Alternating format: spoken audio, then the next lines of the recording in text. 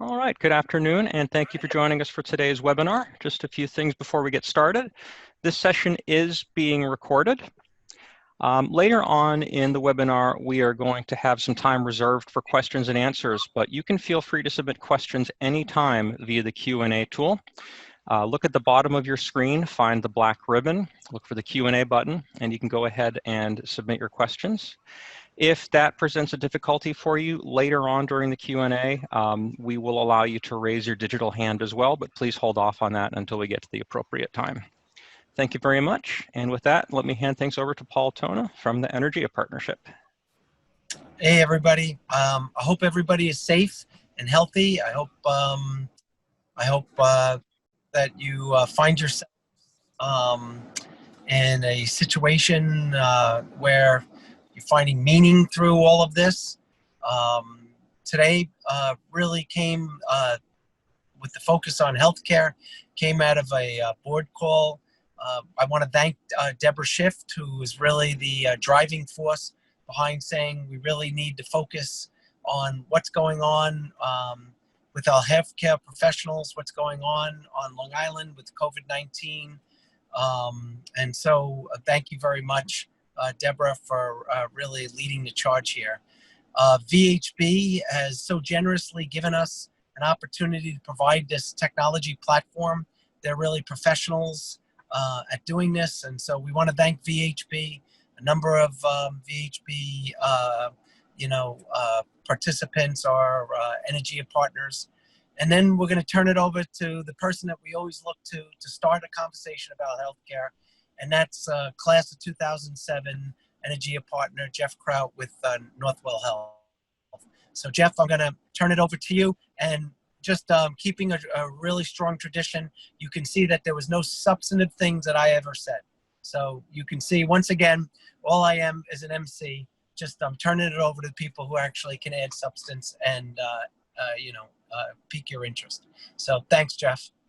And thank you, Paul. And we appreciate you staying in your box and not getting in the way of anybody else, particularly Danielle, who does a spectacular job corralling all of us and organizing us to get organized for today. So I want to welcome everybody today.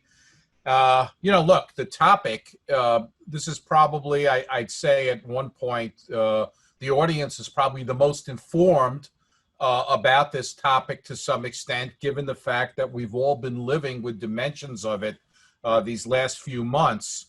But what's also happened is I think you've seen that there has been a fundamental shift right now across the care continuum. We believe long term, some good things are going to come out of this and some very negative things are going to come out of it. And I'm not going to kind of equate it to the tragedy of 9/11, but it did change our lives profoundly for travel and air and how we kind of viewed the world. And we think the COVID pandemic has done the same thing. It certainly has heightened our awareness about the importance of public health and preparedness and the responsiveness of our health system. And that's what we're going to talk about today.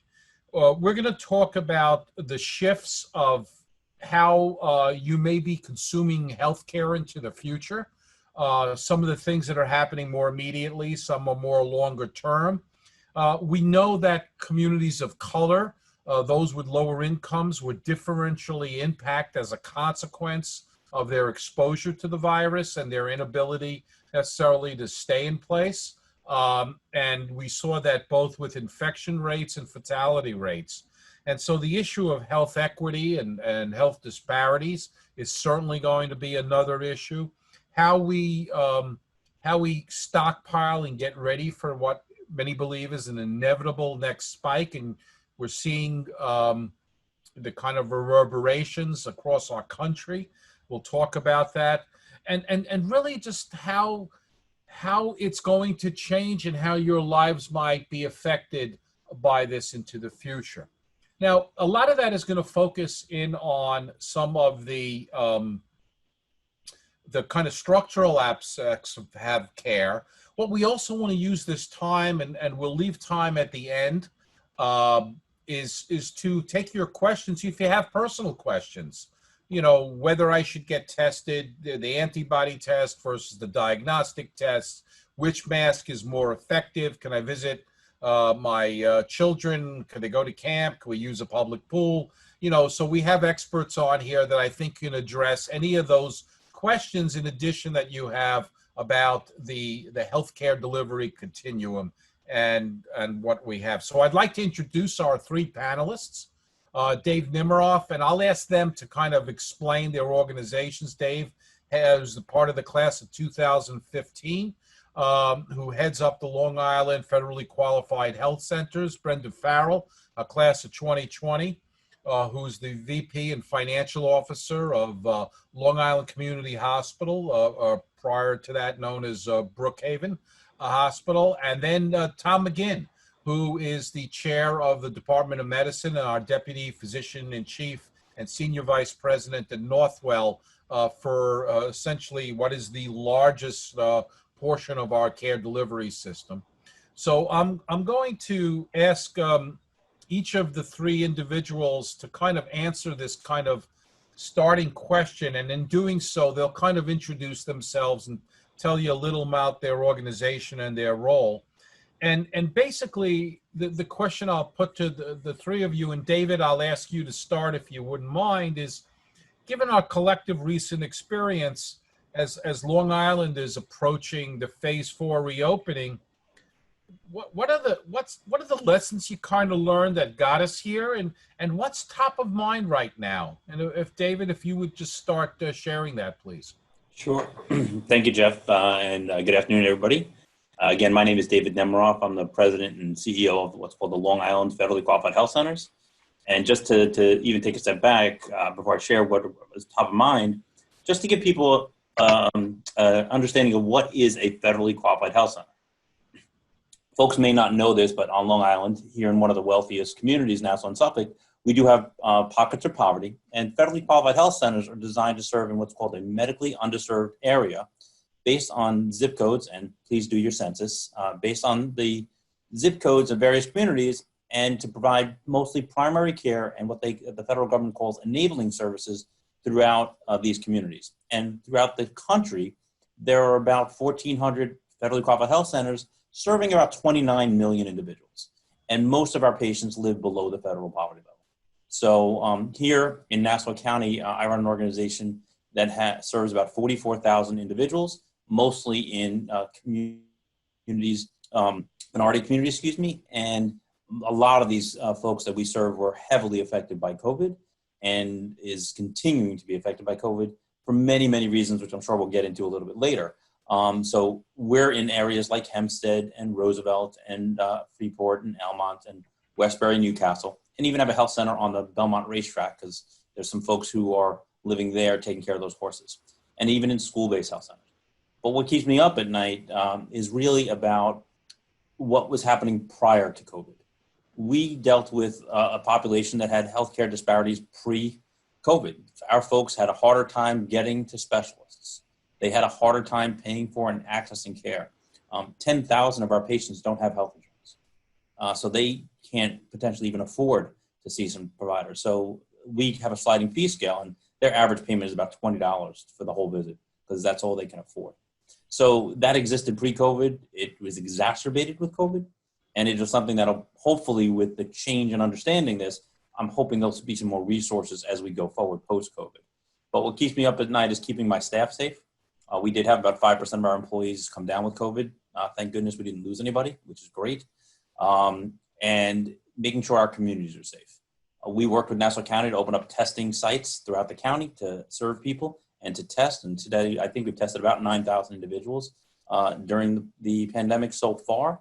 And thank goodness our positive rate of those test positives has gone down. So for me today, it's how do I keep people safe? How do I get care to where it's needed? And how do I help make a difference going forward so that way the people we serve have a better chance if there is a second wave or, you know, as this continues and this is our new normal, how can we provide that ambulatory primary care and keep them safe and improve and get better health outcomes? So, Brenda, would you like to kind of tell us what's been happening for you guys? Sure. Good afternoon, everyone. My name is Brenda Farrell, and I'm the Chief Financial Officer at Long Island Community Hospital, formerly known as Brookhaven Memorial Hospital. We're a 300-bed hospital on the South Shore in Suffolk County. So for our hospital, we received the wave of COVID patients in April.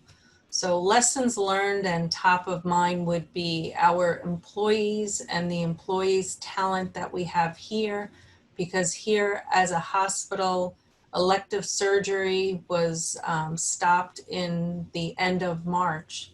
So you had approximately 100 very talented professionals in healthcare that you now needed to train and have them available to provide care to patients in the emergency room and on the medical floors.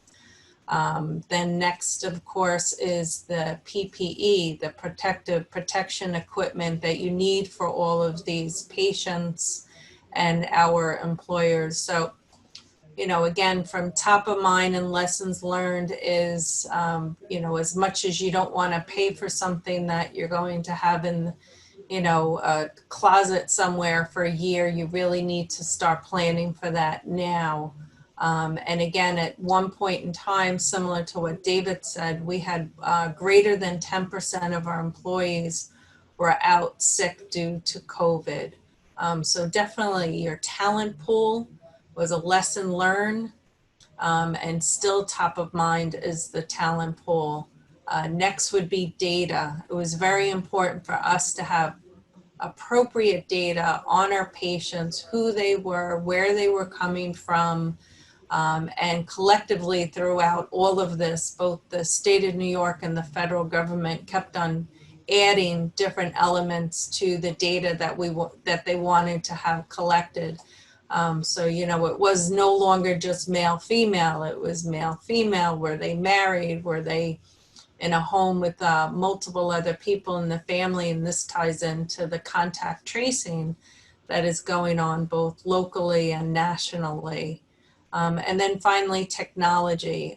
Technology was definitely your friend here, because if you could have a televisit with a patient as opposed to a face-to-face, that was better for your employees as well as for the patient. So that would be the top three items: the talent pool of the employees, the data, collection of data, and technology. So Tom, I know, having worked with you, you were at the epicenter of the epidemic, and probably took care of more patients than anybody else in New York State. What was that experience like, and how has it affected what we've been doing? Yeah, so again, my name is Tom McGinn. I'm a general internist. I wear a few hats here at Northwell, but the most, I guess, pressing one being the chair of medicine, which really managed all of the COVID patients. And,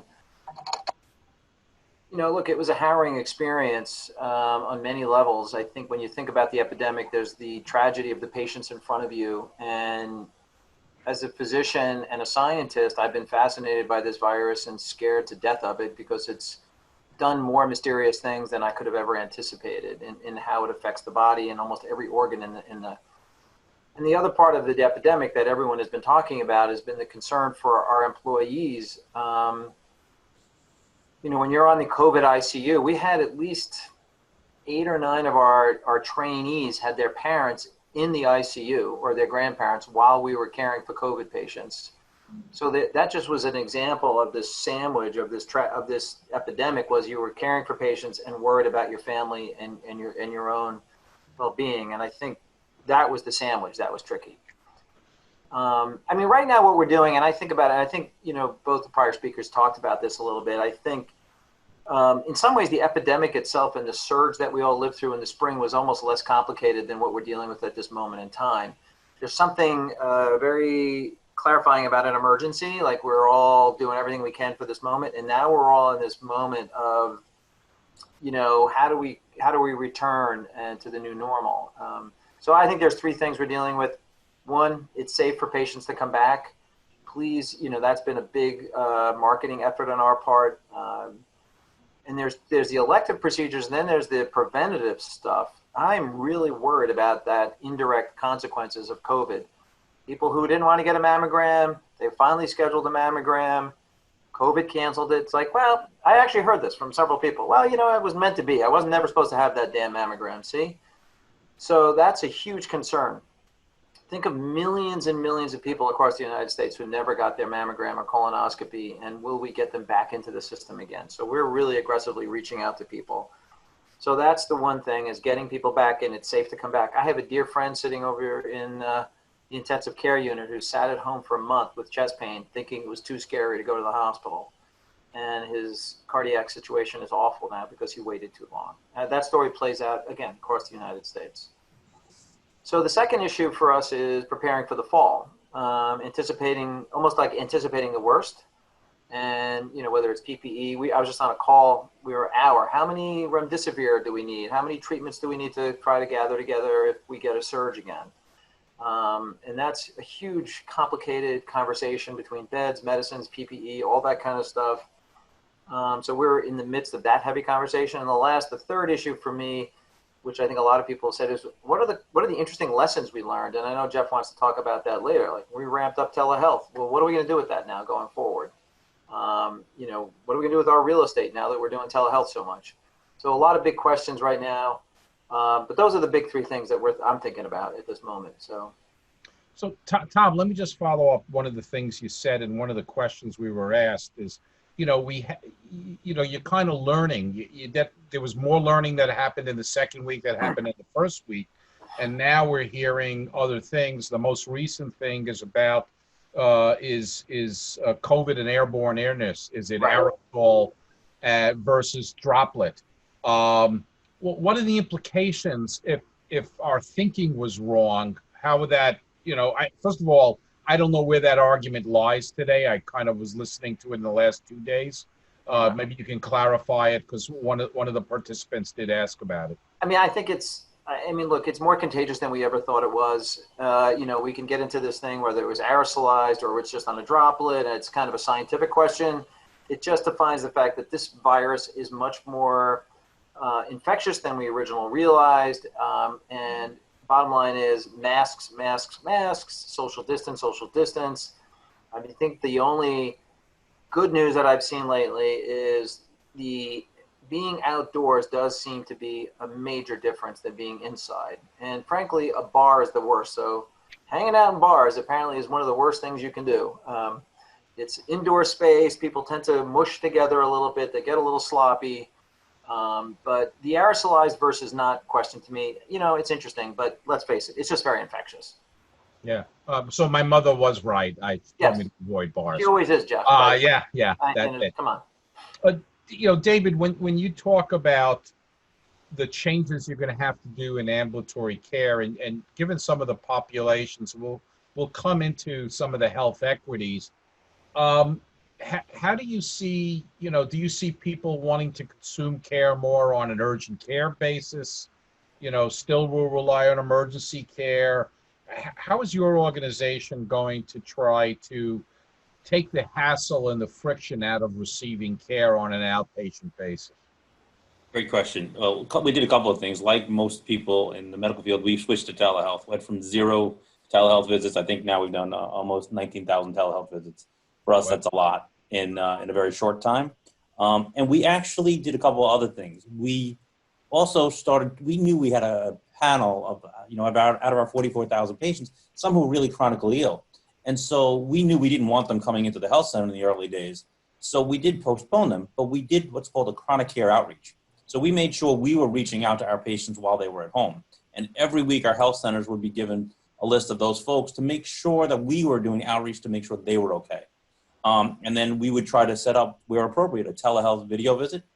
The healthcare disparities comes in that probably 35% of our folks can't do a telehealth video visit and don't have access to do telehealth because they don't have broadband, they don't have a smartphone, so they still struggle. We stayed open the entire time during the height of the pandemic, but obviously we were probably doing 30% face-to-face visits in the early days. Now we're switched to about 60%. We're also doing things like switching to sick visits versus well visits. So maybe in the morning we'll have only for folks who are well visits to come in. And then if you're sick, you can come in after we've done some cleaning, come in the afternoon. Pre-COVID, 20% of our visits were same day. So we were having people come in because sometimes our population struggles to keep an appointment. So we said, come in when you can and we'll take care of you. That's switched out now over to how do we manage that on a telehealth basis and on a face-to-face basis where appropriate. So it's definitely, we're doing similar marketing because some people are worried about even going to a doctor's office. And there are certain things my doctors tell me, I can't do a telehealth visit for everything. I need to listen to the lungs. I need to see them. So it's definitely been a challenge, and we've seen it in terms of who can access telehealth, who wants to come in, because we still have some old school folks who's like, I'm not using a telephone or video. I need to see my provider. So it's been a challenge for us. We first time since the pandemic started last week have done more visits total than the year before. Otherwise, we were down about 20%, during the pandemic because we turned things off. We turned off well visits. We turned off dental visits. We turned off certain things and didn't offer those services to keep people safe. So we've just started to reopen again. But it has definitely been a challenge and a lot of lessons learned. And I hope our patients and our staff will be safer for it at the end of the day. Yeah. Brenda, are you finding that patients are reluctant to come into the hospital? Do they embrace these other technologies? How is the organization kind of adapting to what probably will be a change in preference to some degree over the long term? For our outpatient services, the patients are very comfortable when they see all of the precautions that you're taking. They see us taking the temperatures of the employees. They see us wearing masks. They see the plexiglass that's to protect them as well as the employees. So the patients are definitely coming back. I think for our population, the patients prefer to see their physician face-to-face. I think the younger generation is very comfortable doing the telemedicine visits and things like that.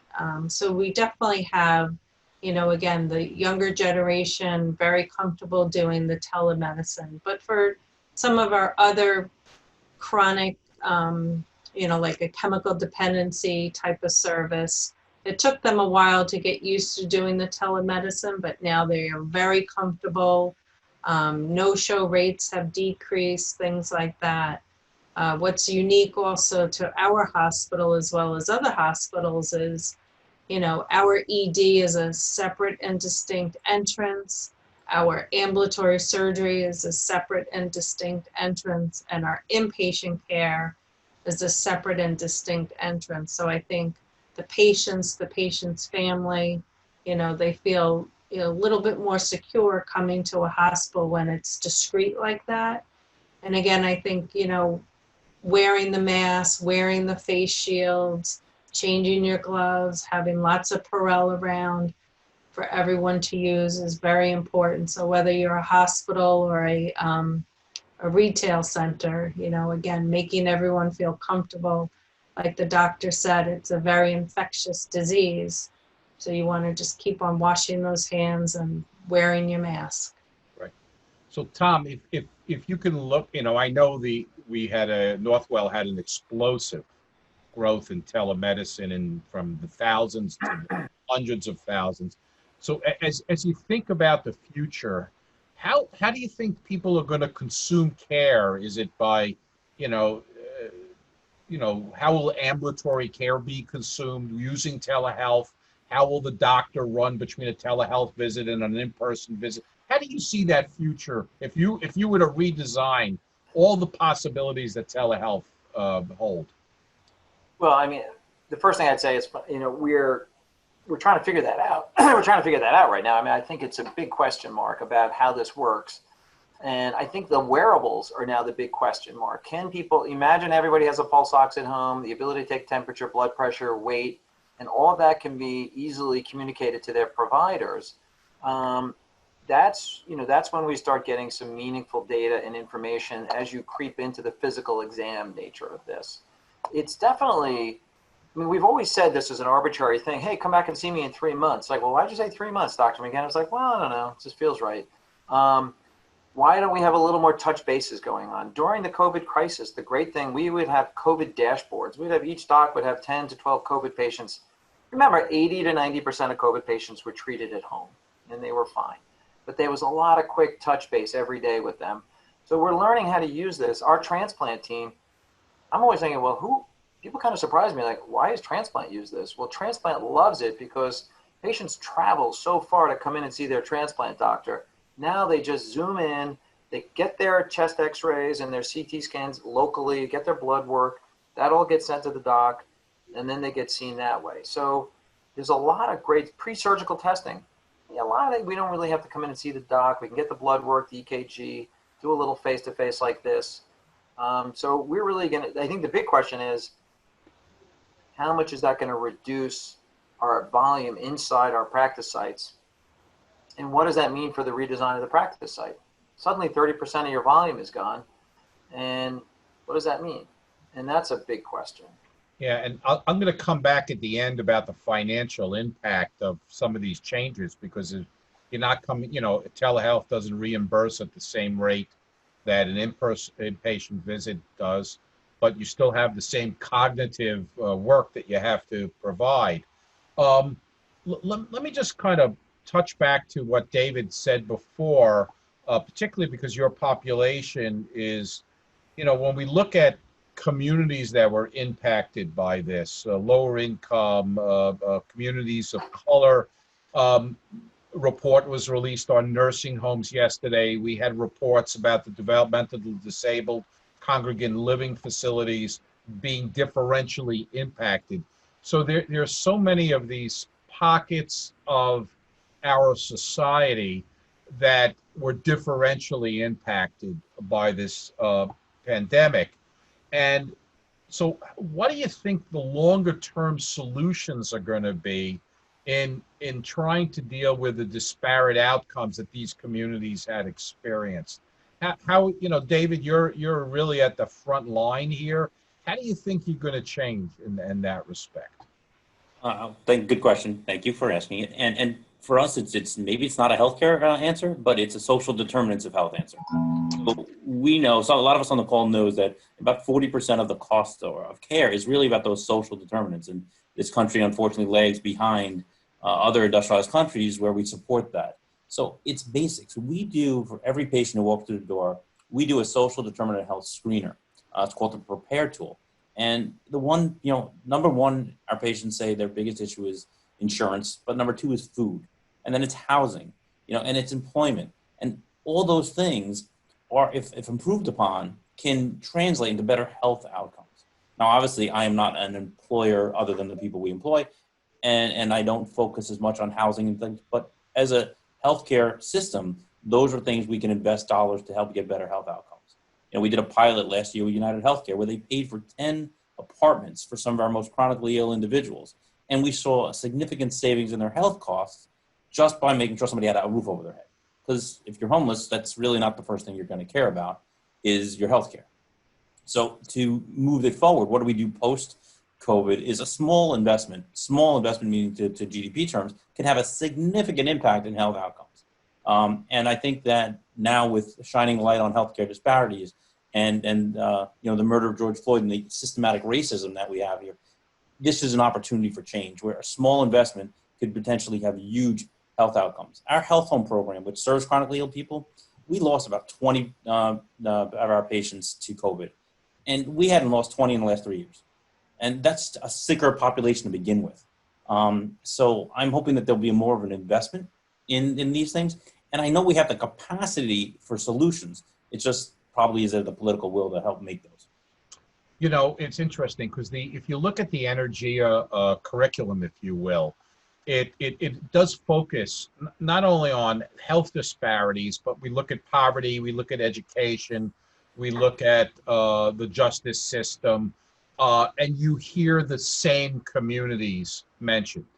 We look at education. We're going to hear Westbury. We're going to hear Elmont. We're going to hear Hempstead, Uniondale, Roosevelt, Baldwin, some to Freeport. And it's the same thing. That's where David's facilities are located.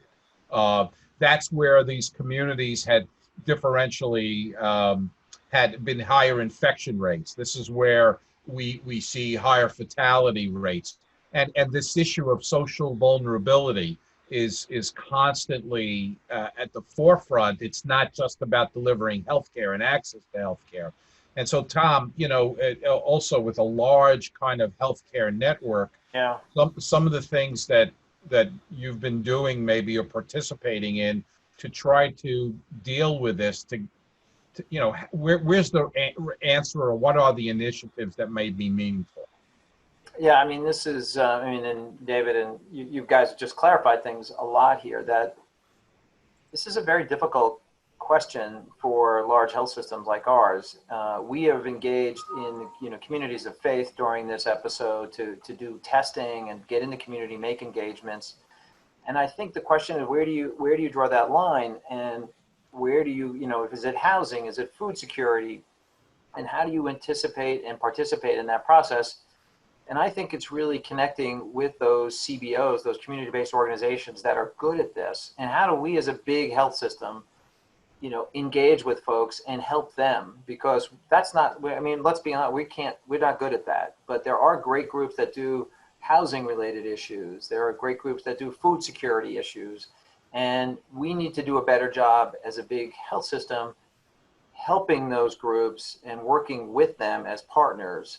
I think it's a slippery slope if you start thinking, some big health systems have done this, right? Jeff, you and I talked about this. Some of the systems have built housing. I'm not actually against doing that. I think that's not a bad idea for some of the very sick, chronically ill folks that are high utilizers that come in and out of our ERs. That might actually be a good thing for us to get involved in. But it would be very small doses of that with partners who are experts in that space, because I've been involved in housing back in my day. And it's complicated. Tom, we don't do the housing. A CBO does the housing. Yeah, I know. I know you guys did, but I knew you were partnering. I appreciated what you were saying. Thanks for clarifying. Well, it just speaks to the fact that you need to have partnerships, that no one entity, as big as they are going to be able to do anything. It's the same thing about using the schools. And up until recently, we were hoping, we were delivering healthcare through the schools. We had school-based health programs. We had child psych access programs. David, I know you run, and I think, Brenda, you have relationships with schools in your area. So how do you stay connected? To the congregate care facilities of the developmentally disabled, the nursing homes. Brenda, do you have any kind of innovative partnerships or things you're doing with local community-based organizations that you're surrounded by communities that are somewhat lower income? What kind of innovative things that you might be running? So our hospital is very involved with Hudson River Healthcare. Hudson River Healthcare runs all of the FQHCs in Suffolk County. We also have a great partnership with the YMCA and the Boys and Girls Clubs. So we're actively involved doing conferences with them, doing education, bringing, medical education to them for their diabetes needs, cardiac needs, and things like that. And of course, COVID, we just recently did a couple of Zoom COVID calls with these various stakeholders to answer similar questions that we're hearing today in regards to, is it safe for my son or daughter to go to day camp and things like that? Well, is it safe? Let me just go to some of the personal things. Tom, what do you think about, kids playing sports, going to the pool? Summer camps have been, kind of a question. Is it too soon to say? I know, the schools are debating this, what to do in a mere 45 days. Schools are opening up. What do you think? There's two separate questions here. There's the COVID related, infection and what are we doing? And then there's the social need for school. Our kids need to be in school. The amount of education that's been lost, the virtual things, we all know this doesn't work. If you're a parent at home with a kid, particularly under the age of 12, basically people are, like, I look at our own workforce, Jeff, we can't get people to come to work if their kids at home. That's right. We have the amount of child abuse that's going undetected and other issues that are going on that we're just missing all. I don't think we have a choice not to go back. The question is, how do we go back?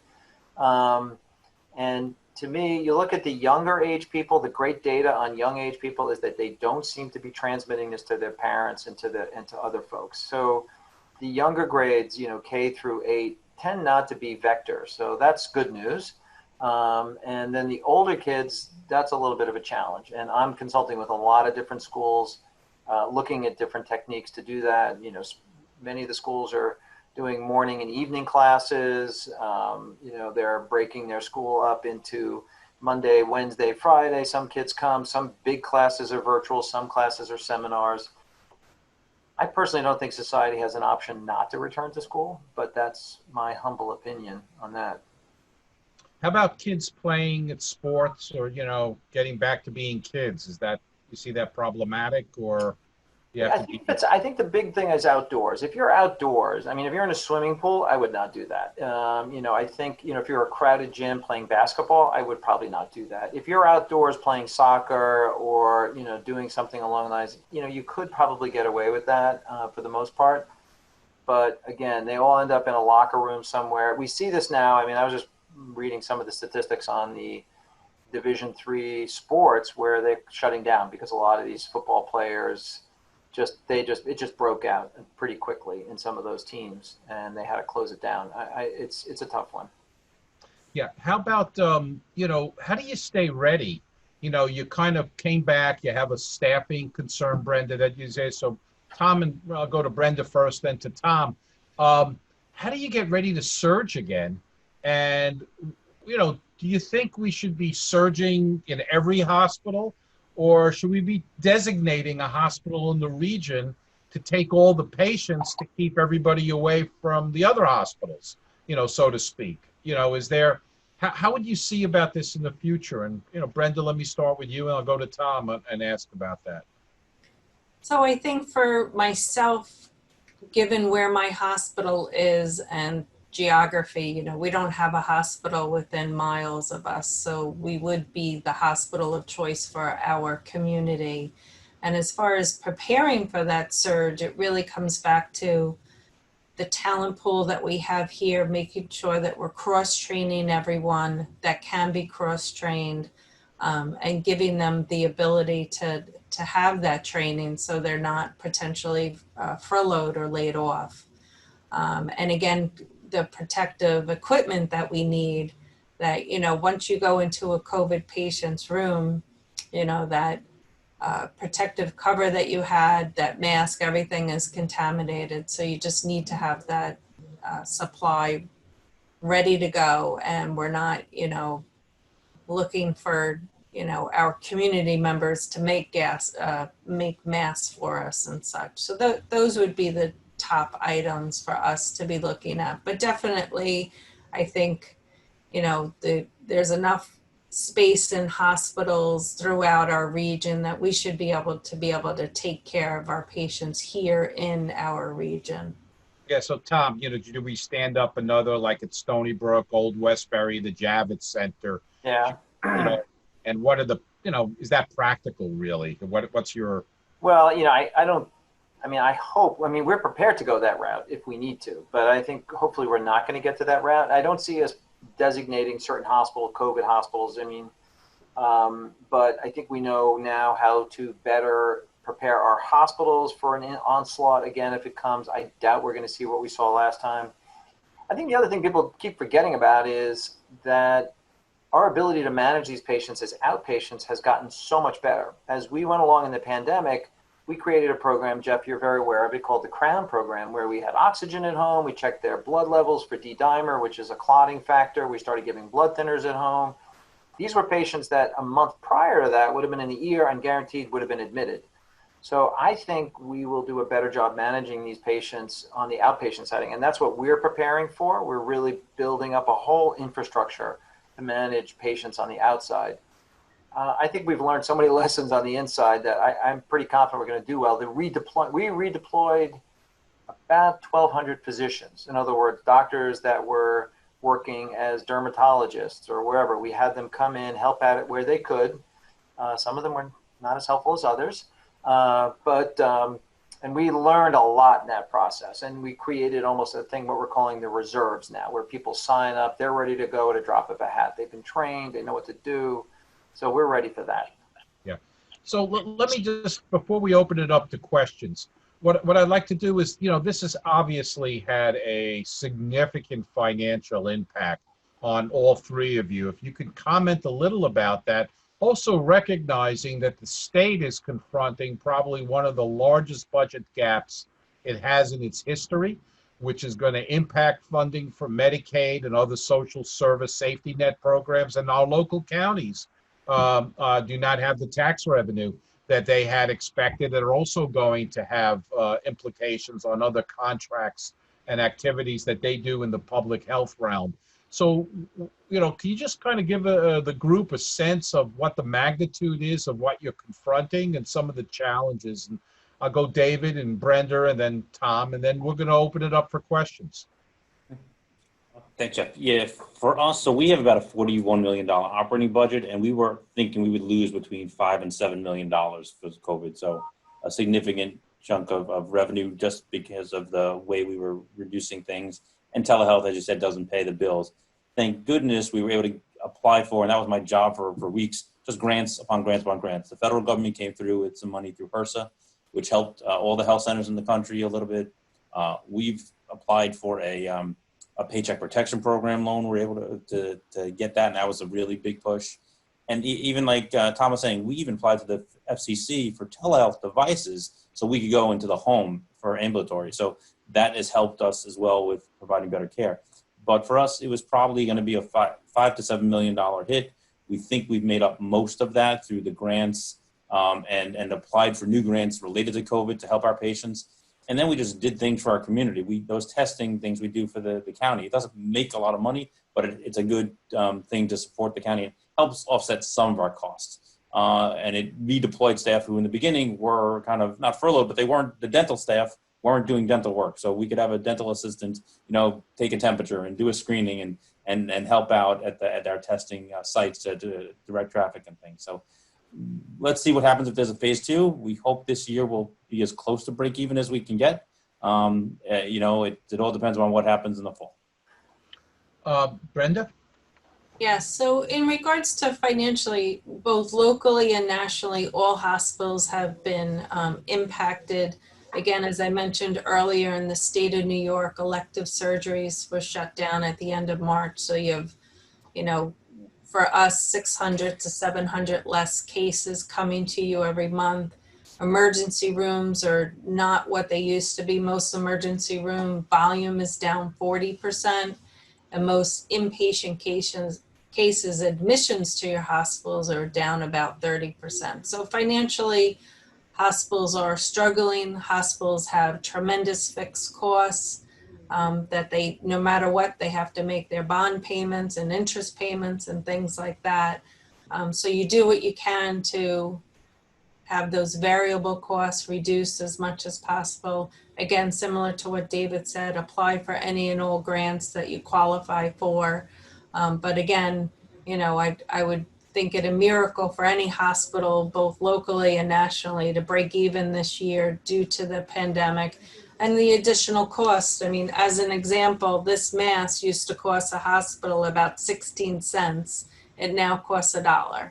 And to get one is not easy as well. So you have, you're fighting both the revenue battle and the expense battle.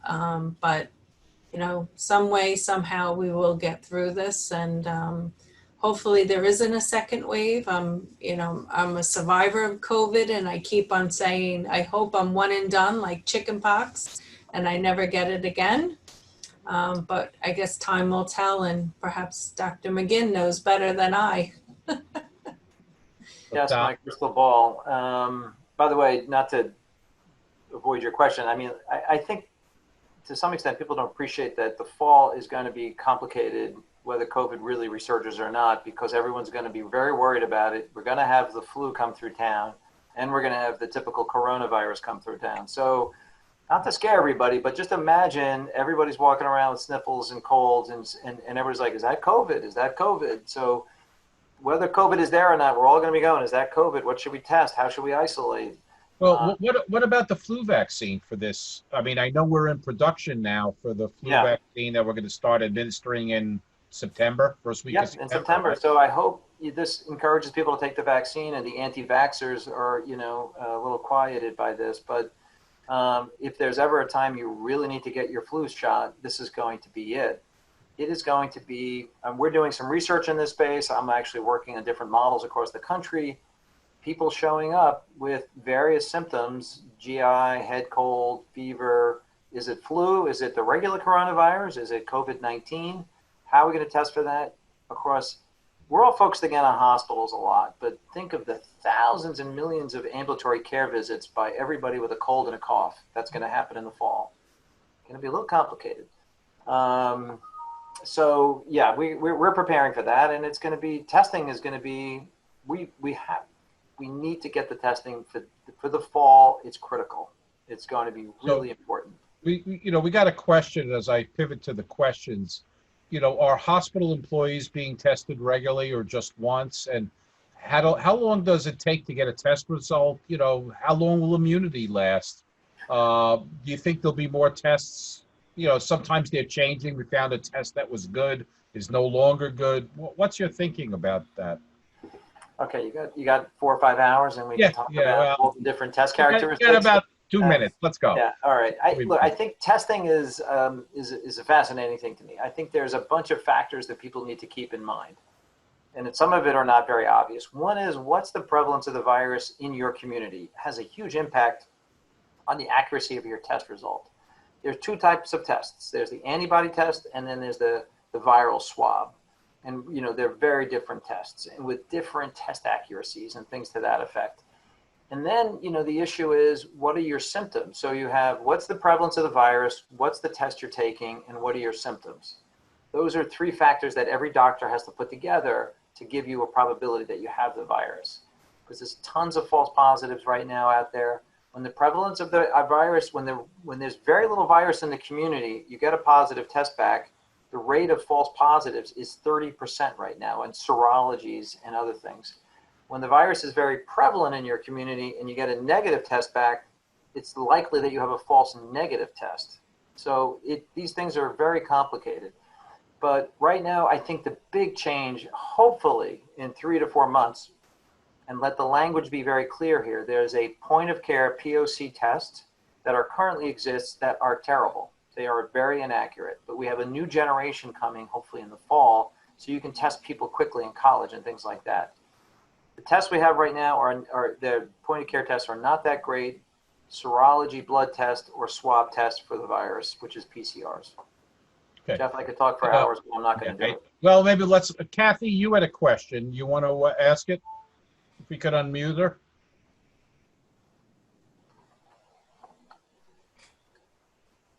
It looks like since then she's dropped off the call, Jeff. My apologies. Okay. So are there other individuals? I know while other people indicate that they have a question, they can either type it in or raise your hand and we can unmute you. There was a question asked about, when you're dealing with telehealth and the social determinants of health, everybody has different infrastructures on how to connect the community patients to community resources. And the question is, does anybody run programs where they might do that with social work students or social workers? Are they part of your population health teams? David? For us, social work behavioral health was a biggie in the beginning too. FQHCs were carved out. We couldn't do telehealth, and we could, and we couldn't. But yeah, we have, social workers were a big part of our team. They were co-located in all of our health centers. In the beginning days, we moved them to home-based, and then they were doing telehealth remotely. We only just recently started bringing them back part-time about a week or so ago. So they're still doing a hybrid of some homework and some here. Because of the pandemic, most of our schools that we work with kind of pulled back on internships, and we kind of kiboshed some because we were just trying to keep people healthy, and we didn't want other people exposed in a health center. It's kind of hard to teach remotely too, and if you're doing it live. The only thing we kept going is we have a family medicine program, so those residents kept coming in, obviously, because it was a great training tool for them. but we did not go forward with our social work interns during the height of the pandemic. And maybe we'll look to the fall if we'll bring them back if we have enough PPE to support them. Yeah. Tom, we're asked a question about visitation in nursing homes and in assisted living facilities. And, given that high-risk population, I would assume the same thing would be in congregate living facilities for developmentally disabled adults and children. Across the board, yeah. Yeah. What's the current thinking about this? And Current thinking in terms of visitation is keeping it very limited. We're still in that phase of limiting it dramatically. Across our hospitals, we're allowing one person in, and very strict on that. When you walk into a hospital now, or even a nursing home, you can tell the difference. There's just not the traffic, which is a good thing. And I know it's painful.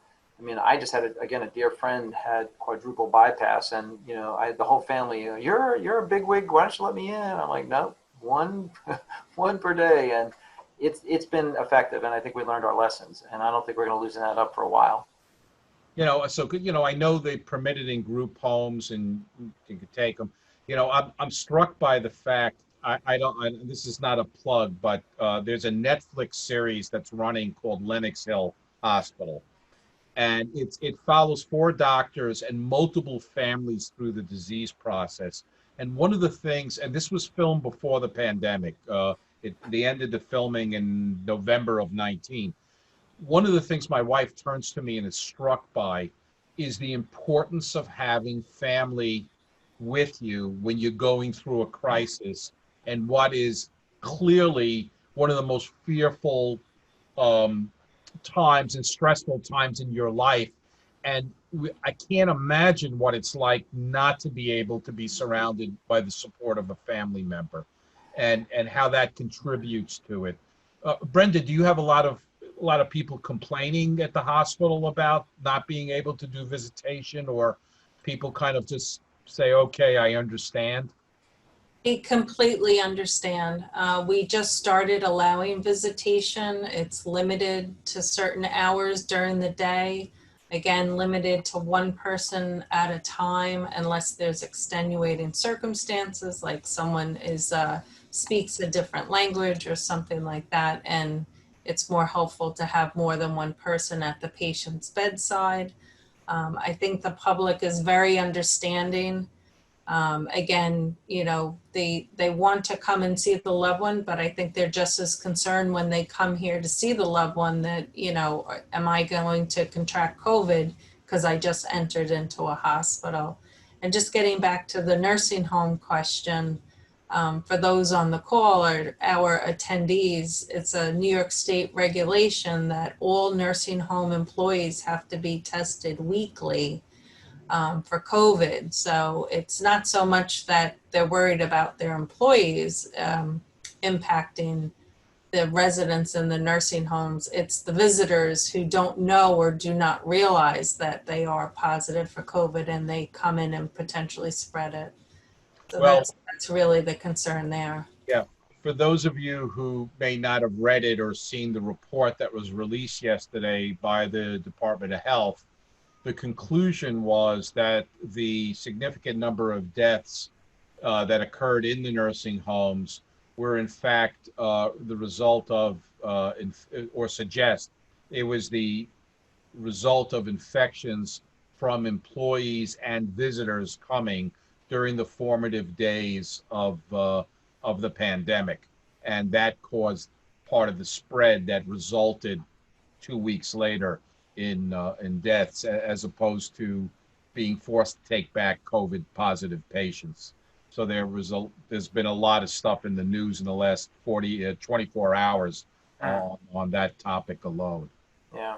Tom, let me ask about the issue of, you take a diagnostic test if you have symptoms.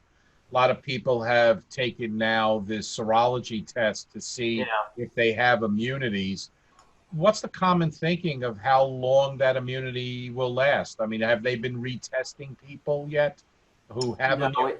The studies coming out, there are some very preliminary results that show this might only be lasting 3 to 4 months max, but I think the you know, there is this issue of measuring antibodies as they wane off over time, which we're used to seeing.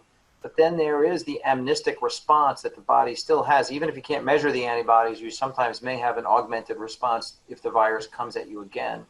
So, you know, at the end of the day, all of this is interesting conjecture. But as we live through a second phase where a whole community is exposed again, we're going to learn all about immunity pretty soon if we do see that second wave, which I, you know, sad to say, I think we will. I think we're seeing some spikes in Jersey now, and we're also seeing Spain starting to see an uptick again.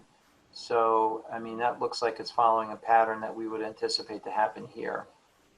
What is it? The South America is now their winter, or? I think so, yeah. That's Yeah. sort of, and I think in Australia has a similar, you know. Yeah, Maureen, you have your hand raised, and we have another 3 minutes or so. We can go a little longer. But Maureen? Hi, Jeff. Thank you. I am part of Northwell's joint ventures and have spent a lot of time repivoting some of our facilities to deal with the COVID volume. My other role is I am the president of the New York State Society of PAs, and I have been involved helping Northwell and other systems across the state deal with the need for surge clinical staff. And I would like Dr. McGinn to speak to some of the bureaucracy that exists in terms of healthcare delivery across the state and our reliance on the governor setting aside executive orders to allow not only PAs, but physicians from out of state to come in and help handle the surge volume, as well as give some full-time staff relief and or have to furlough or let people quarantine if they tested positive, and what this could potentially mean to us as a state and certainly Energeia as a region, as the governor speaks to reimagining New York and getting rid of some of these administrative barriers to care as we prepare for potentially a COVID surge and our next public health crisis. Wow. Well, thank you, Maureen, and thanks for all the amazing work you did during the crisis. Yeah, I mean, look, I you know, if there wasn't, there was so much, in the midst of this crisis, there was so much happiness with the reduction in all the bureaucracy about one, you know, all the credentialing issues, the documentation at the bedside was all this stuff was loosened that we all know is not meaningful. So I think the big question going forward is what will we continue to, what will we reinstate, what will we leave behind, and what will be available to restart again in case there's a surge. You know, a big issue was liability. A lot of folks were worried. You know, you took the gastroenterologist and put them on the hospitalist service. Now that's an internist. They know what to do. We gave them training, but they felt maybe, you know, what was their liability in that situation? And I think we had all those questions. People moved across state lines from Jersey. We had people from Intermountain Health come. We had nurse practitioners travel afar. So all those things were lifted, and we were able to utilize that workforce. I honestly don't know the long term. I mean, Jeff may have better insights into what the governor is thinking about that, and what he might do again in the fall if we see the resurgence. We've got our reserves all set up and ready to go. They're all signed up. There's like, we'll go in again if we need to. Nurse practitioners, physicians.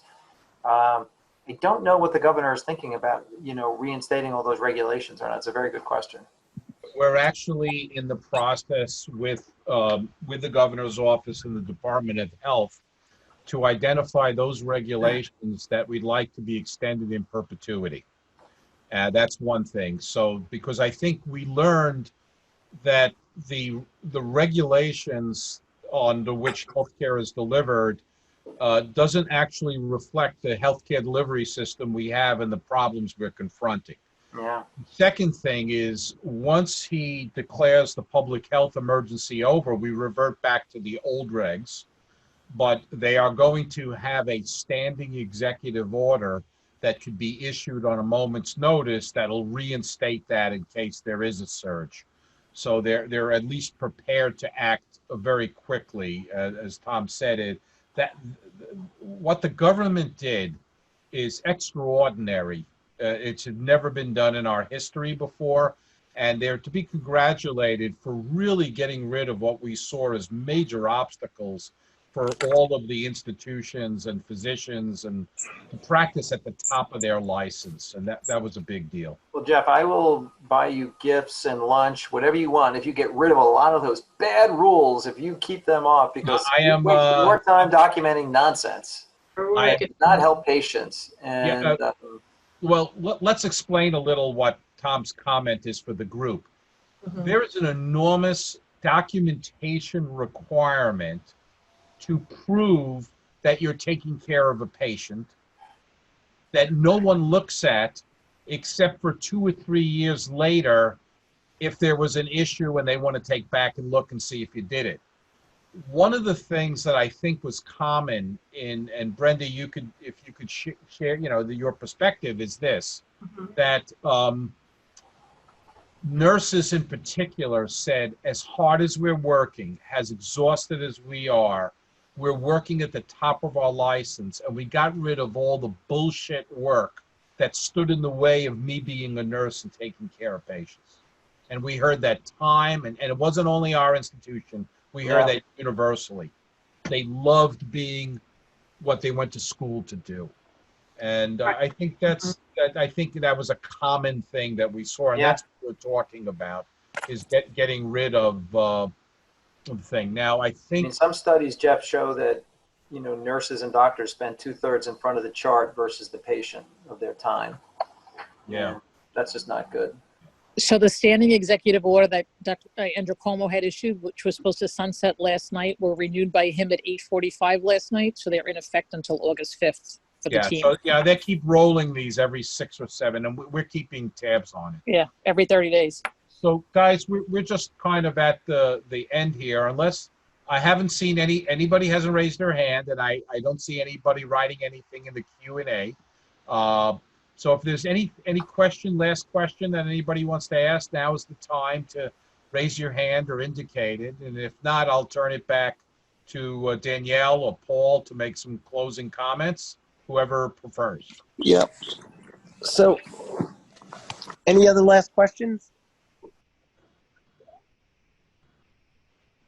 No, well, first of all, thank you, everybody. Thank you, the panel. Jeff, thank you.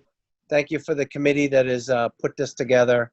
I think it's kind of one of those things where we're on a journey here, and things will change. Things have changed a lot in the last couple of months.